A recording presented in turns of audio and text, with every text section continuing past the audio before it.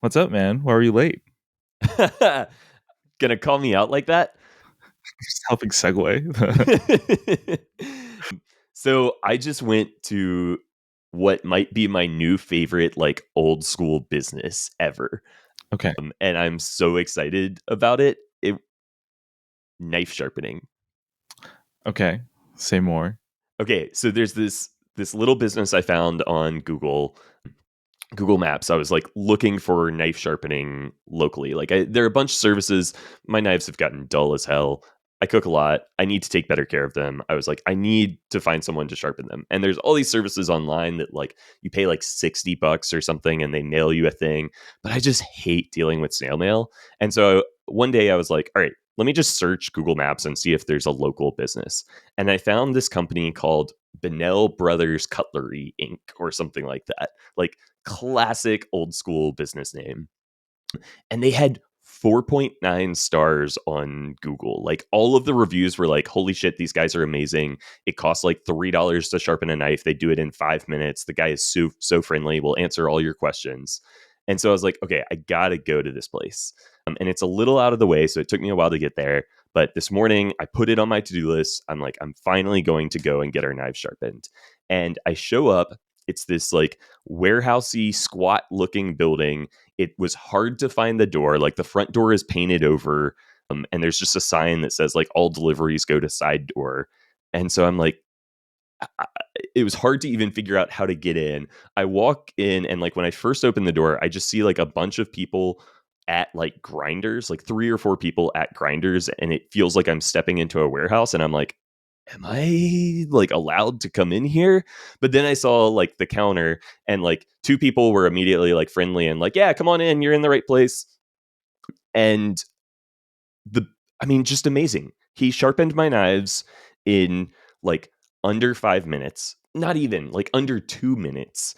It cost me $3 a knife. He took card. I asked him like 3 or 4 questions, and he was super happy to chat with me. I was like, how often should I be using a honing rod? He's like, every time. I'm like, I have a cheap, shitty honing rod. Is that okay? Yeah, that's fine. I was like admiring some like really nice, expensive knives he had, and he did, instead of trying to like push a sale on me, he was like, honestly, for the money, yours are just as good. Like, I love the knives you've got. And I was like, man, this guy is awesome. He told me like, I was like, how often should I like get them resharpened? He's like, I tell people like twice a year, like Christmas and 4th of July. That way you've got them for the holidays. But like, just whenever you feel like they're starting to get dull and like the honing isn't doing its job. And so like, this is just classic old school business. And I imagine most of their business is actually sharpening knives for local restaurants, and like this like, personal knife sharpening service. Like they can't make much money on it. It's $3 a knife. They can't be making much money Twice off of a this. year. Yeah. Yeah. But I feel like, either they make enough or they just don't care. And it's like kind of a public service that they'll just do this for people just because. And so I was just like blown away. Like this, it was one of those like businesses that just made me feel good. It felt like community. Is this not your favorite? This is not your favorite store, like Absolutely. shop in Michigan? Favorite like brick and mortar. Do they do like, classes? I don't think so. Like because they sharpen things on like like machines. Like they've got grinders, and so that's why it takes them no time at all. They just go doop doop. So yeah, I don't think. And again, like they're not trying to be modern. They're not trying to offer classes or anything like that. They do what they do. Like all of the knives for like the businesses were stacked in these like wooden boxes that looked like they were 50 years old and just had written in Sharpie like the name of the business and whatnot. So yeah, I love this, and I want them to continue to exist forever. Yeah, I mean, sick. Now I want to come to Michigan and get my knife sharpened. I could take it away at TSA. There's got to be a million places in New York that are very similar like vibes. $10 a knife. Williams-Sonoma, I think people go there. Yeah, but I don't know. That's like not the same as going to Bennell Brothers. You got to find your Bennell Brothers. Yeah. Do I have a Bennell brother? No. I will Well, say I am always amazed when I go to New York, how mhm. many like, the old school like shoe repair shops and stuff that you walk past that are somehow affording like Manhattan real estate prices, like rental prices, and um, Yeah. I mean, back when I was still running like Miscreants clothing out of my apartment, I would bring stuff down to like a local seamstress tail, like, or it was like a dry cleaning shop and it's like a mhm. seamstress as well. And she sewed like the Miscreants patches on my jackets and all this sort of stuff. No way, really? Yeah. It was That's cool. expensive though. It was nice that it was right there. It was weird that I like would cart in boxes and boxes of these jackets. Yeah, we don't make them anymore because she's not like 2 blocks away. I Oh, don't have like a seamstress that does it for me anymore. Which seems like a, self-imposed blocker in a way, but whatever. yeah, Cool. Sick. Love it. Love a good micro like business. Or I guess yeah. they're maybe Love a love a good, small just old business. school, no frills, you know, paying the bills, just solid business that has.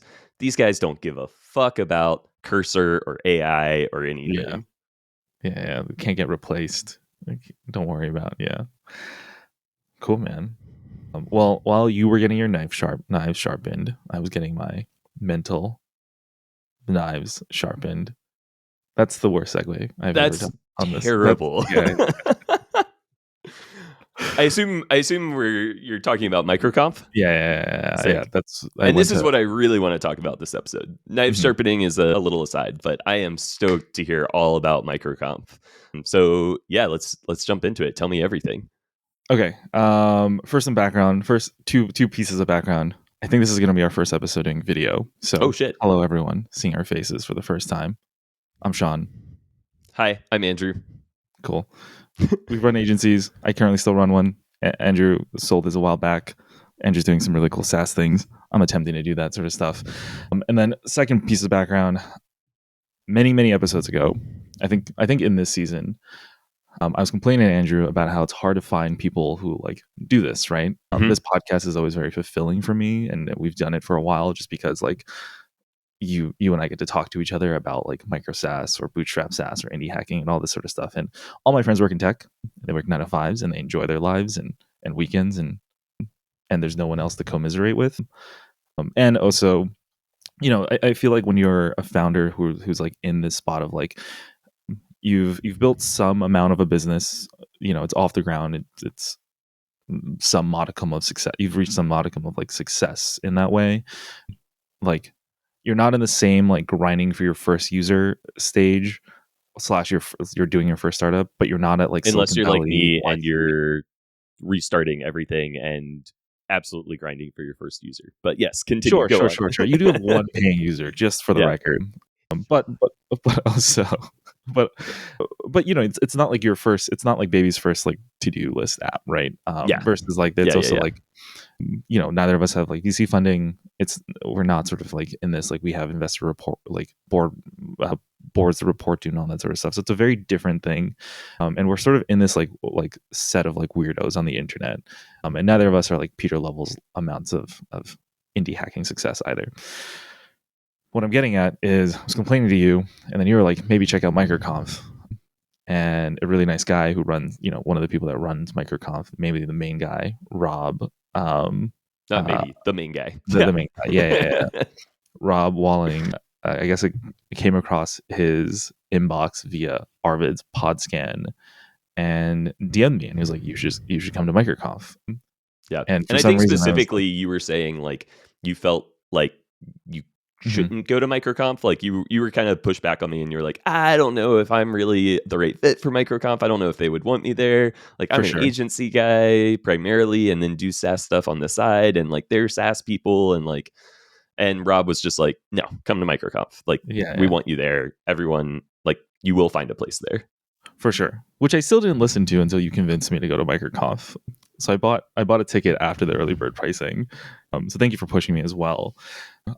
Definitely had a lot of, I don't know, I just felt like I had a lot of anxiety leading up to it for some reason. Mm-hmm. Mainly also because we were talking about this last episode, but this is the first time in a very long time I'm going to a conference where it's like not a security conference where I'm looking to sell people, Yeah. or a marketing conference where I'm also like a sponsor, and it's like a conference to like go actually be in a conference, Yeah. which was really, really weird and probably one of the best experiences of my life. Like MicroConf was Damn. fucking amazing. Wow. Yeah. That is high praise. Yeah. Okay, why? Tell me about it. Okay. S- It absolutely was the right fit of people.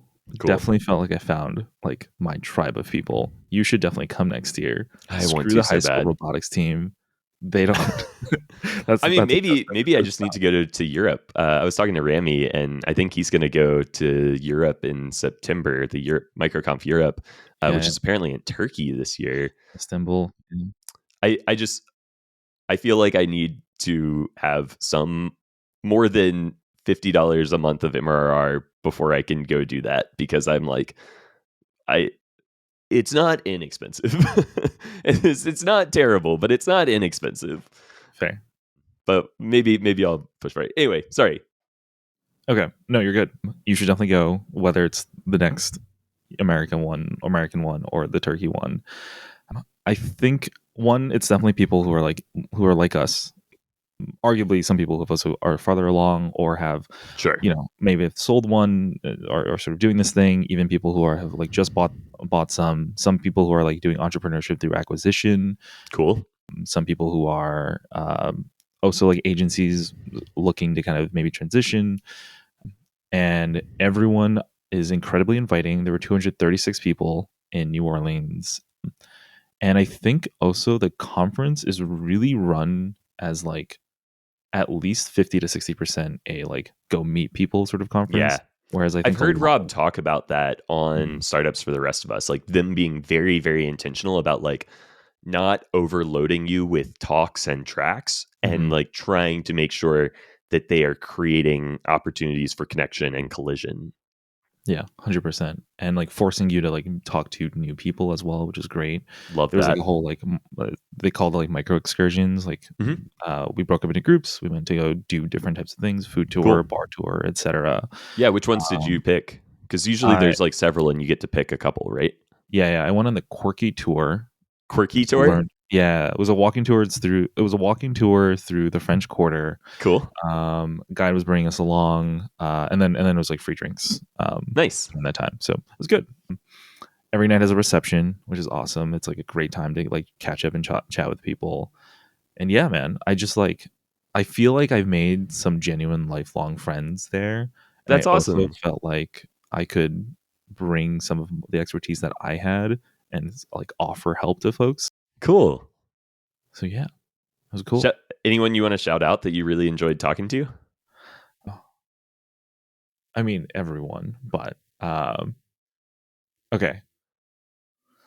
To go down a mental list, I met Zach first, who runs Sherpa.sh, which is where we're probably going to Runs start. what? Sherpa.sh, Uh huh. which is a platform as a service, slash like Heroku Netlify sort of competitor. Okay. Cool. Definitely going to start switching my like Netlify things over Cool.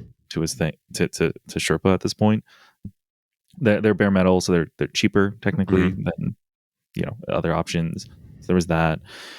I think I met some folks who run like Square kiosks. They're called Gamsa. So G1 and James. Interesting. They're yeah. They basically run like both the most like transparently priced, but like largest like kiosk. You know when you get like bubble tea, for example, and you see Yeah. like a giant kiosk, they basically do that. And like Cool. they run one that I've quite literally have. They have a kiosk in Queens that I've touched, and that was crazy. That was like That's cool. mind blowing. Yeah. I don't know. I met a guy in New York who's doing entrepreneurship through acquisition. His name is Matthew, running Improv MX email forwarding. Vova, who's doing like merchant of record and Stripe that we might honestly start using. Maybe you Cool. should start using. I feel like I just met a bunch of people who are all like who I'm just gonna start using all their products, Sick. which is pretty cool. I had a chance to speak with Arvid as well. It is really weird. I gotta say, it's really weird meeting like Patio Levin, Arvid, and Rob in person. It's kind of like, just because you yeah, feel like you know them because you've read and listened to so much of their stuff, but you've never actually met them, and then I just like they're mentally have a YouTube frame when I speak to them. Like, I can see the like like the play button going. But yeah, I mean, meeting Patrick McKenzie was like mind blowing as well. And then the most Did mind you? blowing. Yeah. Did you call him Patrick or Patio 11? Oh, I didn't know what to say. I didn't like. I was doing This Is Japan guy. Hey, That's Mr. Patio. Lovely to meet you. yeah. He was also in like he was in a button up, like a Yeah. collared shirt, and I'm so used to seeing pictures of him in that like red jumpsuit or whatever. I think the most. Okay. So just the other shout outs: David Wu at VinAudit, Pierre at Scraping Bee. I'm blanking on a couple of other folks that I met. Philip and Rob, who are both doing like a search fund right now. Nick and Christian over at Moonbase Labs. Moonbase Labs, Keith I've at definitely heard Segmetrics. of. I think. Yeah, they're They might sponsor Laravel mostly Con. technical or Yeah. something. Yeah. I think they know Aaron Francis. Cool. I think Nick and Aaron are good friends as well, from Cool. what I hear. Yeah, Keith at Segmetrics, another tool that we're all going to. I'm listing every single tool that like our start using, except for a Square kiosk. Yeah, it One is day. kind of funny how you remember people as much by the name of their company as their name, Uh-huh. because I imagine that's just kind of central to how people introduce themselves. It's just like, I'm so and so, I'm working on this, Yeah. or Yeah. yeah. I think so. I think that's a big. Yeah, I think it's like I'm so and so. I'm working on this, or I'm trying to work on XYZ thing. Um, yeah, it is my preferred way of like Yeah. my My mental therapist might setup. not like it. He's constantly telling me not to make my business my entire identity, but I keep doing it anyway. So Well, I think this is like a conference for people who kind of make it their part of a large part of their identity for what yeah, it's for worth. sure, for sure. I met the guys at Fletch in person, Fletch PMM. They're great. They gave a great. I think they gave one of the talks that like multiple people like they gave a positioning and messaging talk, Cool. which I've seen because I've known those guys, and we've like talked about possibly working together on some things. But What do they uh, do? Fletch they do like PMM. they basically rewrite your entire homepage to actually make it like make sense. Oh, cool. Okay. Yeah, So they're like a copywriting positioning firm. yeah. Product marketing, messaging Mm-hmm. experts. They're great. Good to see that they've had a lot of growth. They're like kind of famous also in like the security space in a way Oh, as cool. well, like Interesting. which is cool. Or like through like LinkedIn famous. Yeah. Who did you meet who had Miscreants merch? Who had bought Miscreants merch? God, I'm gonna be an asshole. I'm gonna say don't. Oh, Josh. He is a dev over in Illinois. Done a lot of just does a lot of React work.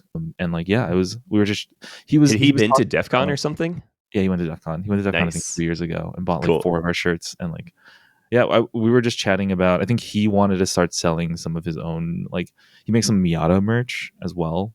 No way. He sells on. That's Yeah, crazy overlap. I know. It's like, do you want like? Miatas and merch are like your two passions I know outside of security and startups.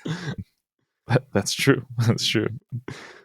He he does some of that, and I was like, oh, like if you want, we have space in our cube at this thing, and I was showing him, like I went to like shopmiscreants.com, and he's like, oh, I have some of those shirts. I was like, what do you mean by you have some of those shirts? Did you see the image correctly? And he's like, no, I have that one, the pizza one, the whatever.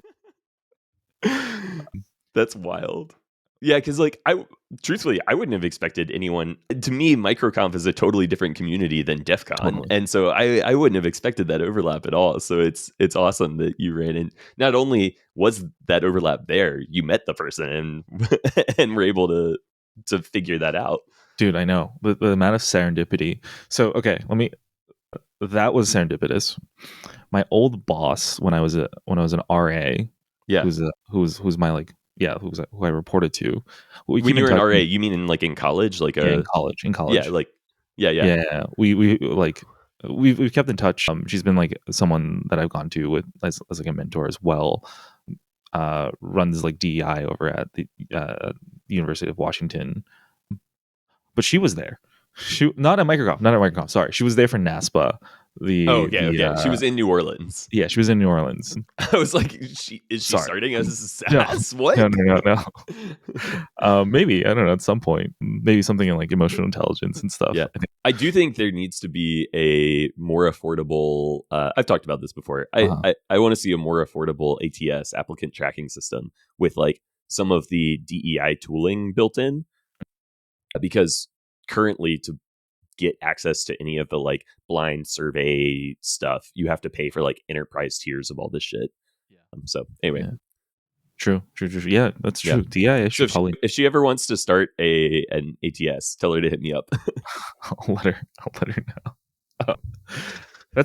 Yeah. I do think that DEI probably should not be like part of enterprise tax. That feels weird. Yeah, it's kind of like making security an enterprise tax. It's like, nah, this stuff should be available for everyone.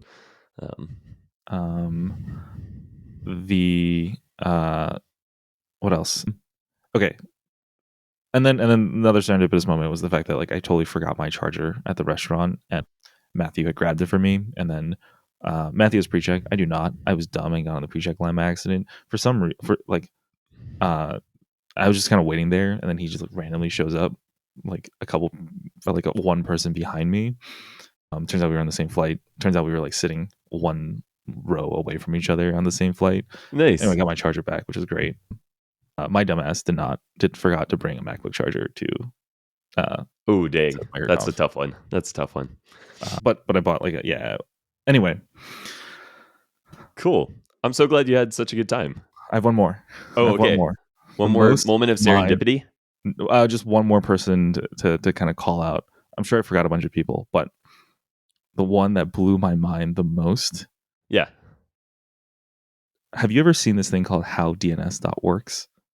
I feel like yes, because DNS is mind-boggling, and I feel like I've come across it at least once. Okay, I also might have showed it to you. I don't know, maybe.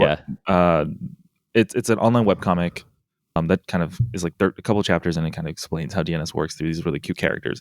That's cool. How I learned DNS in college. That's how my friends and I like learned DNS in college, amongst actual like school. But anyway, I see this lady with a DN simple shirt. I'm like, is that, do you guys run that thing? She's like, yeah. Turns out DNS Simple is a bootstrap DNS registrar. Sick. They were running for 15 years, and they're the ones that created that they're the ones that created that comic. And no way. Mind blowing. Cool. So they're a domain registrar, like Hover or somebody? Like a Namecheap. Yeah, exactly. Cool. I might have to check them out. I don't have any complaints with Hover, but I've always wondered if there was something better, and would love to support a MicroConf. They do some like really interesting like things around like domain control plane, which is interesting. And then like they're one of the only like solutions that I've seen that lets you like have organizations and like multiple people in an organization, and that way if your CTO happens to register a domain. Oh my god. Yeah, this happens to you all the time in Miscreants land, where like some random person registered the domain on the company, and it comes time to like migrate the site over to Webflow, and you're having to like track down who actually has the credentials to set up the DNS bullshit. Exactly. And I feel like all I want to do now is just take everyone's company that I met and just like recommend it to every single client. That's dope. That's really cool. Anything that you feel like you learned, or like any takeaways that you're going to apply to either Miscreants or the SaaS businesses you want to work on? Yes. Also, shout out Mark, who filled me in on part of this part of the talk that I missed. But two things. One was, I really didn't think I would take out my like notebook for some of these talks because I have an ego. I was wrong. I started taking notes. There's a really great pricing talk. Oh, nice. Who gave that? Oh, I don't know his name. That's okay. Yeah. Not important. He writes street pricing. Or author of street pricing, got his book. Like went deep into price. I realized that pricing is I mean, we've had conversations about pricing, right? But I think his Hugely important. framework probably would have answered a lot of your questions about how to price earlier on. Cool. Wish I wish Yeah, I had read yeah, that. I know, Street right? pricing. Yeah, street pricing. Okay, I'll Um, find it and probably buy it immediately because I need to get smarter. yeah, his was sweet. Fletcher's was good too, and I think the other one that kind of blew my mind a little bit was Dr. Sherry Walling and Rob Walling's talk on how to exit your company. Turns out, Nice. the thing that I think I think you read enough about thinking about your company like an exit and all that stuff, and you think you've heard it all, and then like they just dropped this thing of they like dropped this slide, Uh which huh. was like, what is like attachment theory, like anxious, avoidant, Yeah. secure attachment, and they're Yeah. like, Yeah. like, what is your relationship with your company? Are you like anxious, like Oh, anxiously attached, interesting. avoidant attached, and secure attachment? And she was like, I'm sure many of you are anxiously attached to your company. I was like, fuck. Why you gotta call us out like that, Sherry? Let us all the filth. That's Yeah, yeah, yeah. There's a lot of truth in that. yeah. I mean, that But I was kind of goes back to my jokes about identity, right? Like, you know,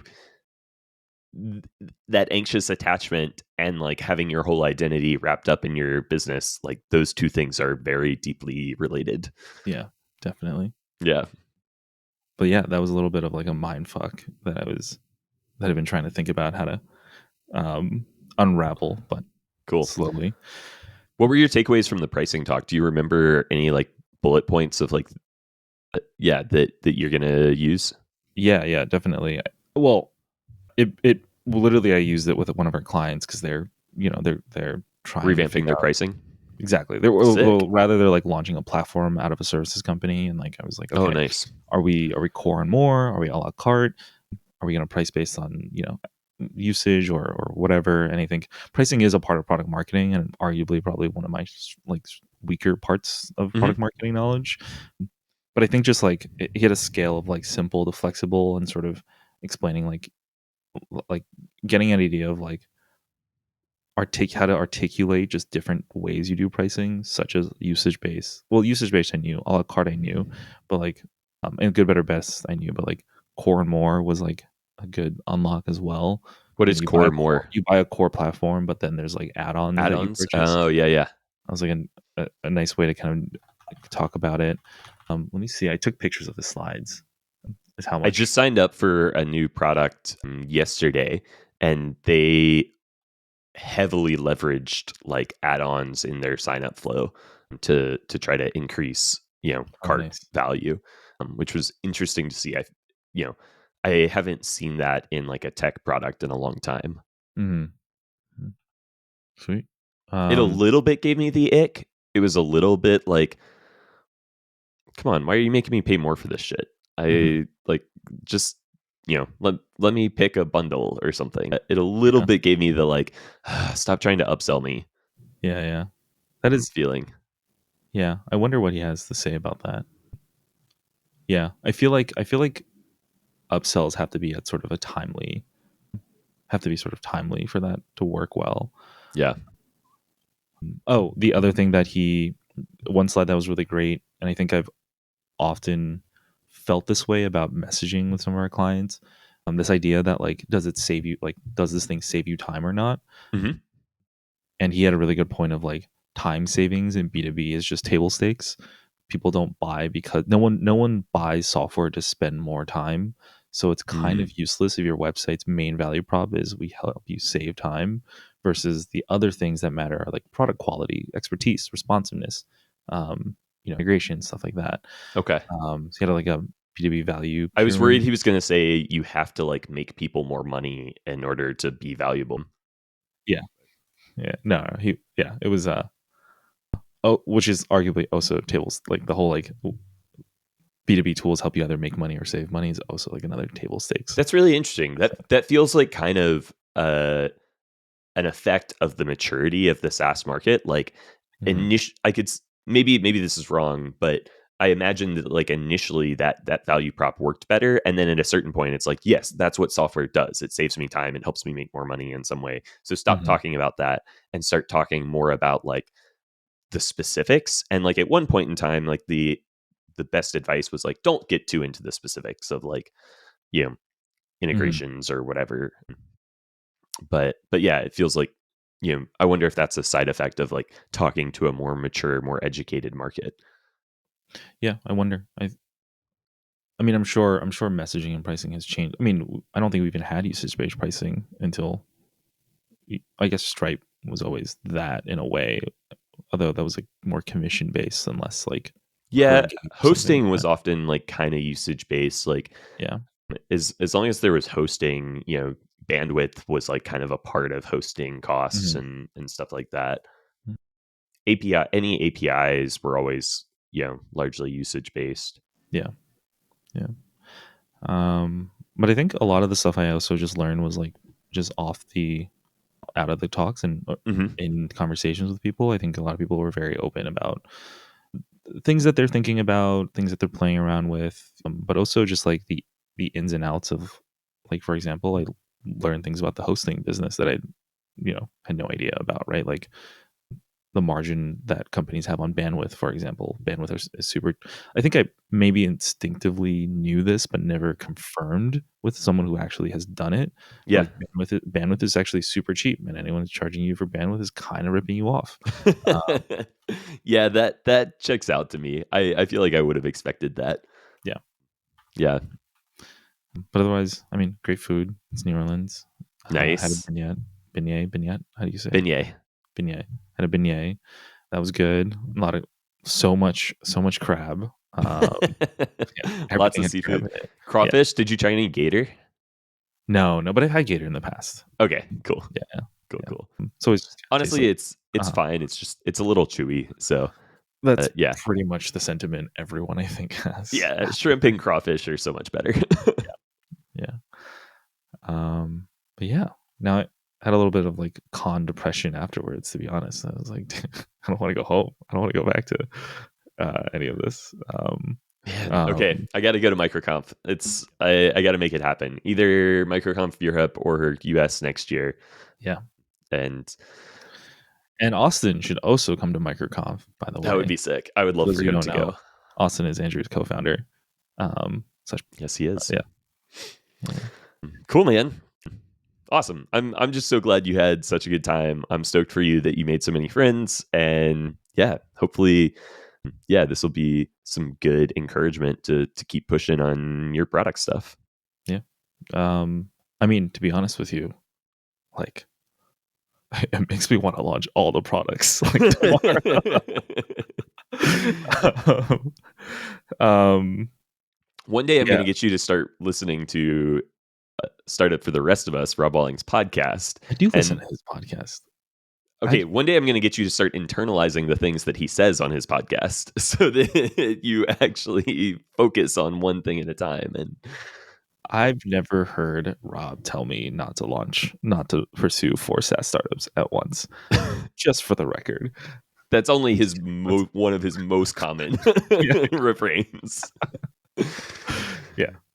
Yeah. Cool, man. Yeah. Feel fired up. Love it. Love it. Yeah. What's going on with you? What's happening? So, real quick, we had our first robotics competition Yep. and we fucking crushed. Hell yeah. We had easily, so there were 40 robots at the competition, easily top 3 robot, if Mhm. not top 2.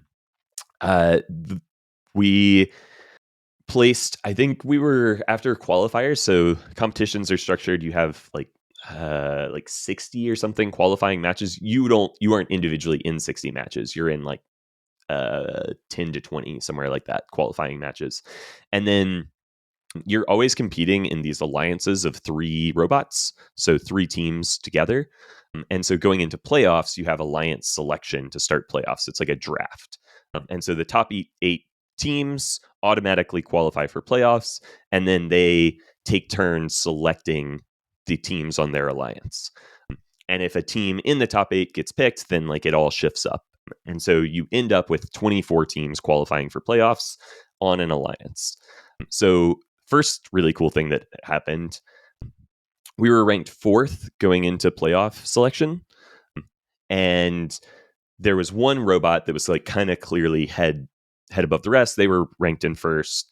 They clearly had the best spot at the competition, and they picked us for their alliance. So we were the first overall pick in alliance selection, Hell yeah. which felt awesome to the kids and was really, really good validation. And then, unfortunately, their robot started having electrical issues during playoffs. They had a loose connection that they were having a really tough time diagnosing. And so there were multiple matches where their bot was essentially out of commission for some or all of the match. And so our team kind of had to carry the alliance for most of playoffs. And they did it. And we got all the way to finals. We were playing another team from our from DHDC, the space that we work out of. We were playing another DHDC team in the finals. Weren't able to pull out the win. They beat us, but we were super stoked that they won first, and it was also just incredible that we came in second. It was our first time ever placing, being a finalist. We also won an award, the Sustainability Award. And so all of that combined means the other like kind of complicated thing is you have like these state ranking points that you earn. And then like you generally need about 70 state ranking points to qualify for the state competition. And after this first competition, we have 60 state ranking points. So if we just show up and have a solid competition the second time around, which we should, then we should qualify for states for the first time ever. So it was just a super awesome weekend, super gratifying for the kids to get to experience that success. And then just really wholesome. Like we cheered, there was lots of cheering for the other DHCC teams, and like, after they beat us, the Aztec Eagles, the team that won, was on the winning alliance. After they had won and things had quieted down and our team started walking off the field, they started like chanting for us. They started a chant for us as like, nice. So it was just the most wholesome weekend, and it just made me feel so good. So Amazing. yeah, got to brag on my kids for a second. It was really cool. That's sick, man. So how many teams does DHDC have? Just those two, or are there DHCC more? has 5 teams, 5 active teams. There's a 6th that has been sort of semi-active. They might make it to one competition, but 5 primarily this year. Cool. And then all 5 DHCC teams were selected or qualified for playoffs. So that was cool to see too. All 5 of us made it to playoffs. Nice. Is DHDC normally like a killer robotics school, or is this like... So DHCC is the Detroit Hispanic Development Corporation. So it's a nonprofit in the neighborhood that like serves the Hispanic community and like Southwest Detroit. And one of many initiatives they have is the Robotics Engineering Center of Detroit, RECT. Got it. And so each of the teams, 4 of the 5 teams are associated with a local high school. And then the 5th team is like the DHDC team that can pull kids from any school. And so like DHDC is more of a like a center, a hub for robotics. And then the other teams are all they're all independent, but we share resources and share the space. But to answer your question, like, no, not at all. Like Aztec Eagles, the team that won first, like they've had the most, like, I think, sustained success because they're a slightly bigger team. They've got like 30 or 40 kids involved. And, but like, I mean, 2 years ago, so this is my 4th year. When I first started at our first competition, like we had a robot that could drive, but it couldn't score. Like we were barely able to compete in the competition at all. And then we've just gotten better and better every competition we've been to. And, a lot of the other teams in part because of a lot of like, the teams are starting to work together more. And then we've recruited some more mentors, and Caitlin, our lead mentor, who is now also the like manager of the DHTC space. So she works for DHTC. She has put in a ton of time to try to like help level up some of the teams. And so like a mix of things have led to like this being DHTC's best competition ever. That's awesome. Sick. Love it. Love it. Yeah. Like, I don't know. I don't know if it's an underdog story or just like Oh, a it totally is. rise Yeah, sort yeah. of story. Love it. Yeah. I mean, this competition was a lighter competition. There weren't as many of the top tier teams. But yeah, every team at DHTC, even Aztec, who has 30 or 40 kids, like we're all underfunded as robotics teams go. The teams we're going to go up against in our next competition, and the teams we'll see at states, they often have tens of thousands of dollars of funding, 50 plus kids, tons of parent involvement in the team, like parent support, that kind of thing. And all of us are, our kids, their parents work sometimes multiple jobs and just don't have the time to be super involved, the time or the resources to be super involved. Like, we have some sponsorship. Like we're not, largely through the mentors. Like, Maddie works for Bosch, and because she mentors a team through Bosch, we get like $4,000 a year. And so we have funding, but it's still like nothing compared to like what a lot of these teams have. Yeah, for sure.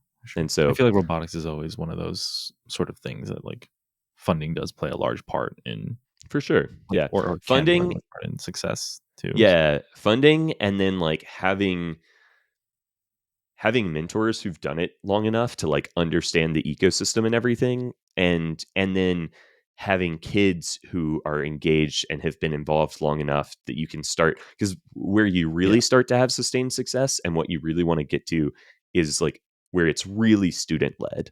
And like in our early years, we had to be much more mentor led because we had 2 kids who were freshmen, and that was like our entire team. And so now we're finally getting to the point where we're like, Caitlin has also started middle school and elementary school teams to start feeding into our high school team. And so, we're trying to build that pipeline of students and get people excited early. And then that way we can have like, students involved year after year so that they can start to develop confidence and start taking on more leadership. Sick. Cool. Yeah. That's awesome. That's congrats. Thanks, man.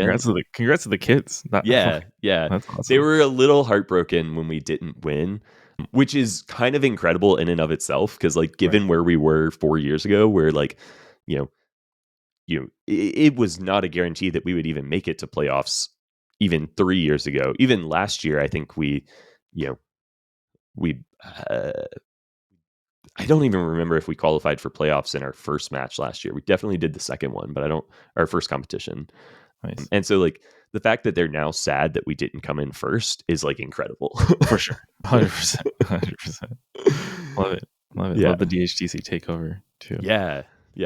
So we've got one more competition this weekend, and we'll see how it goes. But feeling good. Or sorry, not this weekend, next weekend. Sweet. So in a week. Okay. Right. Well, good to hear we both had solid weekends. Yeah. Very fulfilling. Yeah. Cool. And then on the Metamonster side of things, we're still just chipping away, moving towards launch. We've rolled out settings, one of these boring SaaS things that's just necessary so people can now like manage their billing, and like update their password and yada yada. We have a team panel on the settings page. It says team management is coming soon, so I will get that in there for you as soon as we can. But we held off on that for right now so that we could get into WordPress integration. All good. So Good. I spent yesterday setting up a little WordPress site, leaning into my inner content goblin. Yep. Bookmonster.xyz is live. It has three book notes right now, but I want to try to experiment with some, maybe some agentic flows to crank out a bunch of book notes and just see kind of what happens with that. But the primary use for that is a testing ground for the WordPress plugin that Austin is building. Sweet. And talked to him this morning. Sounds like it's going faster than he expected, leveraging Cursor pretty heavily for that. And so like hopefully we might even be able to launch with like WordPress plus Webflow would be really cool. It But would be really cool. We'll see. Yeah. We'll see. So yeah, just chipping away, working towards launch, and desperate to get there so that I can start testing real numbers and figuring out like, are people going to pay for this thing? I mean, well, I'm excited. Do you have a gut feeling like end of April, beginning of April, middle of April? Beginning of April. We Cool. have an internal date, which we have not publicly said. It's April 7th. Okay. April 7th is the go live date. We haven't like said that in any of our emails, and I'm not going to tweet it out until like we're ready to go. But that's our states would, the last day of states would be like April 4th or 5th. And so April 7th would be the Monday after the state robotics competition. So plan is to have everything ready to go. And then, I think we'll send out an email the week before. That was part of what I did this week, was writing up those launch emails. Leveraged Claude pretty heavily to get me started on those, and it did a pretty good job. I was impressed. So we're getting there. Like, we're in a place where we could launch right now, but we're gonna wait until robotics is done, and then excuse me, you're gonna go win another competition first. Hell yeah. Just gotta get a couple more medals before we launch. It'll be a good payoff, by the way, for your launch, like because your newsletter went out of like, we're doing this thing, and now it'll be good extra. Oh, like, that's true. Payoff. I should like give people an update and just be like, hey, we did it. We did the thing. We delayed your launch, but all these kids fucking killed it. Yeah, that's cool. I hadn't thought about that, but I should slip that in somewhere. A little PS or something at least. But yeah. And then Austin and I did have a little discussion this week about like, do we want to turn Google Ads back on to start building the list again with these last few weeks? And we decided the list is at a pretty good spot. Our waiting list is like 300 people. I would love if we had the 3,000 people that Rob had when he launched Drip, but we're not going to get to that in the next 3 weeks. And we sort of talked about it, and we were like, if we're driving people to the waiting list, then there's like, we have to convert them to the waiting list and then convert them from the waiting list to the product. And so it feels like at this point, it just makes more sense to like wait and see what conversions are on the actual product once we go live, rather than trying to like have this extra step in between. So I think we're just going to hold off and see. Makes sense. I have a little piece of Metamonster news for you. Oh, okay. Basically, my COO JJ hit me up.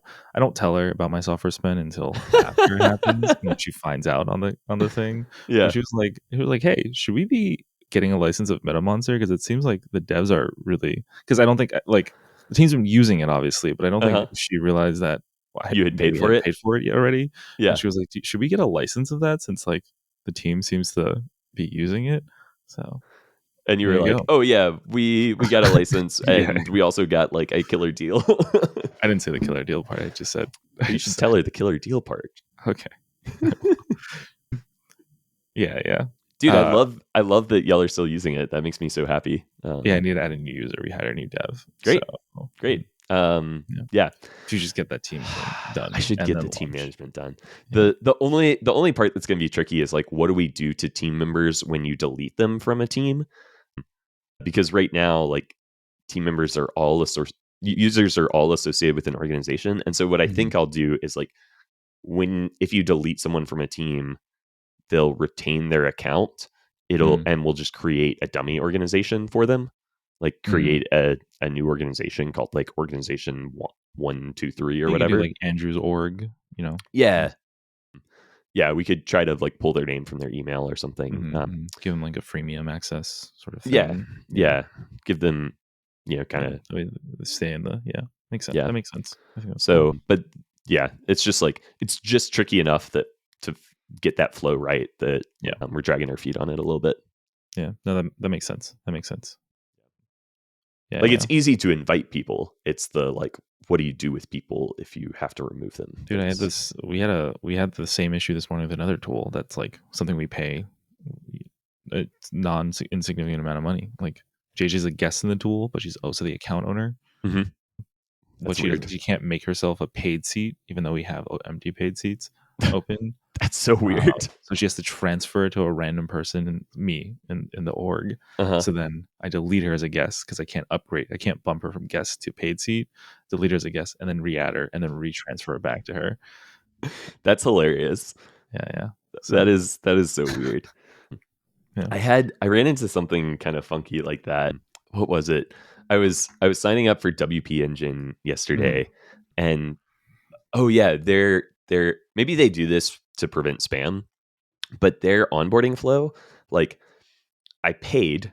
They don't have free trials or anything. You pay, and they have a 60-day money back guarantee. So I signed up and paid, but then I had to click a link in my email to like activate my account. And so I go to click the link to activate my account, and then before I can do anything else, I have to enter an email verification code. And I'm like, I just clicked a link to verify my email. Why am I having to double verify my email? This seems silly. Like I couldn't have clicked this link if I didn't have access to this email. And you mean it's like a CAPTCHA, or? It was like a no. It was so the first one was they sent me a link to activate my account. I log into my email, I click that link, and that activates my account. Yeah. But then they sent me a verification code to my email. So they were like, all right, enter the code we just sent to your email. And it's like, what? I just clicked a link from my email. Why? How many layers of verification do you need? Yeah, that is weird. It was silly. I wonder if it's like they have two different mailing services and they want to check both go to your email and not in spam. Maybe. I don't know. It was funny. But yeah. Because like even if I mean I don't know how it would stop spam, because like if I was using like 10-minute mail or like a temporary email address, right? Like that flow happens so quickly, my email is still live. Yeah. It's 100%. It's not like I'm making a fake account and have to go back and check it later on. But weird. Yeah. I don't know. Cool. Any? I gotta run in just a second. But any Miscreants updates? I found my dev. Sick. For the SaaS. He's like perfect in every single way. Awesome. Hell yeah. Or 95% perfect. Anyway, more perfect. Like has experience doing exactly what it is. Built a product that I use or started using. So like has a little bit of that product management thinking as well. Love it, man. Said a bunch of things that like no other dev we've spoken to like brought up. Like, why didn't I think of? There were moments of like, oh shit, why didn't I think of that? And there were things that I had thought of later on that he just brought up. So definitely has that sort of product thinking. Love that experience. Works in. I just told him to pick whatever stack he's most comfortable in, and he says 2 weeks for the prototype. So all right, we'll see. I don't know. You've officially onboarded him, and so has the 2 week clock started? I think the contractor paper is going out in today/Monday or something like that. Cool. So 2 or 3 episodes from now, hopefully you're gonna have a prototype that we can start talking about. Soon enough. Crazy stuff, man. Love it, man. Cool. Well, stoked you had a great time at MicroConf, and excited you found a dev. And anyone new who is listening, thanks for listening. And I think we're going to try to put this up on YouTube. So search for Small Efforts Podcast on YouTube or something like that. Absolutely. Comment. Got to go create a YouTube channel. Comment if you're made it this long. Comment MicroConf in the comments. That'll help us boost our numbers. Sure. Yeah, thanks. Listen, it works. I promise. I think it's how it works. All right. Bye, guys. Thanks. Later.